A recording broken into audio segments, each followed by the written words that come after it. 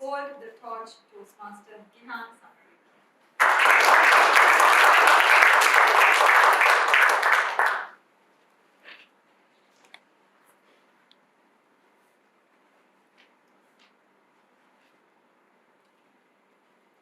It was another Sunday.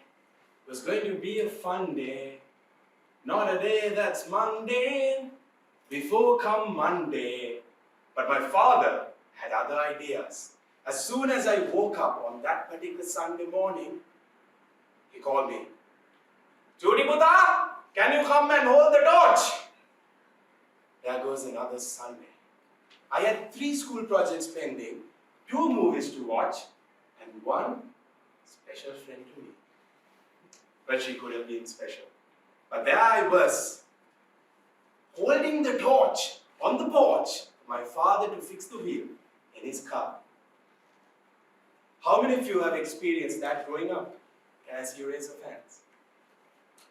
Contest master and fellow torch holders. I was there holding, getting a good scolding in the process of molding. And suddenly, I noticed a girl walking by. She was wearing Versace like the Ambanis. She spoke with an accent like a Narkali. And she looked at me the way Malini Fonseca looked at not Vijay Kumar Dunga, but the villain in the movie, with absolute disgust. It was fair enough, because I was covered in sweat and mud, shirtless and in my shorts, like a little Kotakalisan Sakalapuja. However, hand on the torch, light on the porch, eyes on the girl. That's when I first learned how to multitask. But at the end of the day, I felt like I was just there holding the torch, not doing anything. What a waste of time.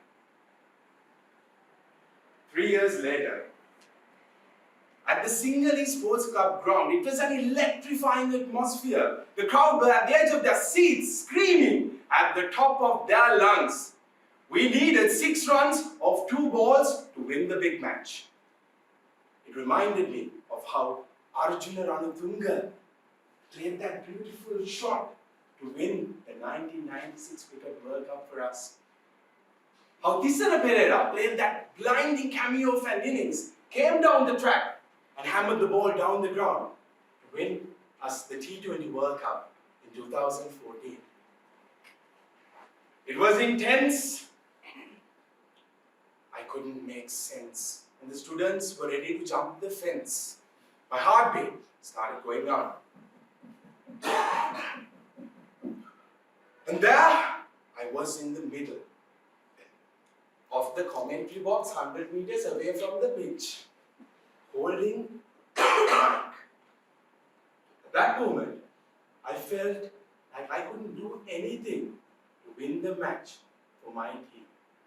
I was just there, holding the mic in the commentary box, just watching. I felt like I wasn't doing anything. What a waste of time. Few years later, as I grew older, it wasn't just my Sundays that were gone. Now my Saturdays were gone as well, because I had to babysit my mother's, sister's, husband's, brother's son, Situ. I know you're confused about that relationship. Even today, I'm still confused. I just called him Mali, and he called me uncle. Now this is how I spent all my Saturdays after that. I was just there, he was holding my hand and watching all the cartoons, ranging from Asterix to Jnana Kathamalli to Goombich, even the dubbed ones. He was watching all these cartoons every Saturday, holding my hand. He was doing homework as well, holding my hand. My Sundays were gone, my Saturdays were gone. I was thinking, what am I doing? What a waste of time. Now this was a big problem for me. I had an existential crisis. I went to my mother. Now my mother and father had very contrasting personalities. They were on the two ends of the spectrum. My father had a hot temper, but my mother was always calm. He could not start talking, she could never stop talking. And my father was always analytical. My mother, Amma, always made her decisions with her heart. I asked, Amma, what am I doing with my life? Sundays, I'm there holding the torch for my father to fix something at home.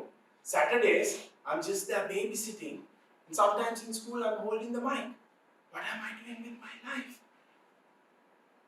My mother said, Buddha, you're the one who holds the torch. When you hold the torch, it emits more light than you can see.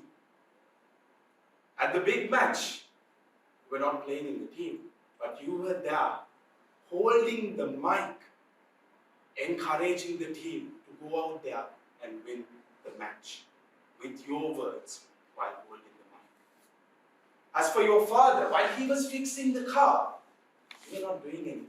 But you were there and your presence meant everything to him.